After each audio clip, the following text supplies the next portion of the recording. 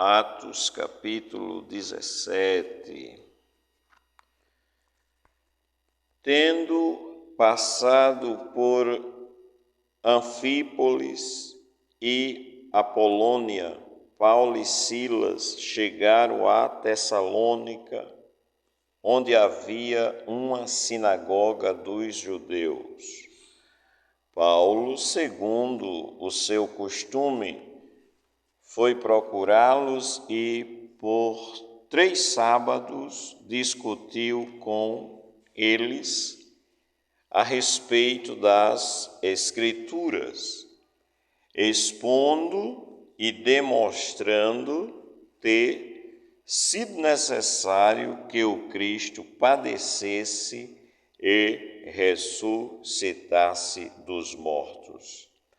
Paulo dizia: este Jesus que eu anuncio a vocês é o Cristo. Alguns deles foram persuadidos e juntaram-se a Paulo e Silas. O mesmo aconteceu com numerosa multidão de gregos piedosos e muitas mulheres importantes. Os judeus, porém, movidos de inveja, trazendo consigo alguns homens maus, dentre a malandragem, reuniram uma multidão e provocaram um tumulto na cidade. E atacando de surpresa a casa de Jason, procuravam trazer Paulo e Silas para o meio do povo. Porém, não os encontrando, arrastaram Jason e alguns irmãos diante das autoridades, gritando: estes homens promoveram tumulto em todo o mundo e chegaram também aqui. E Jason os hospedou na casa dele. Todos estes agem contra os decretos de César, dizendo que existe outro rei chamado Jesus.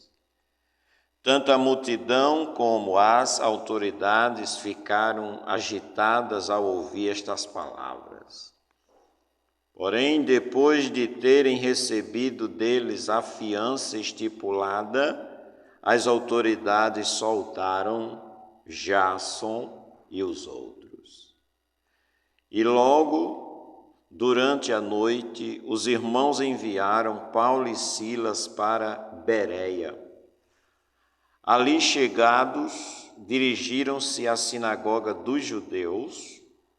Ora, estes de Bereia eram mais nobres do que os de Tessalônica, pois receberam a palavra com toda avidez, examinando as Escrituras todos os dias, para ver se as coisas eram de fato assim.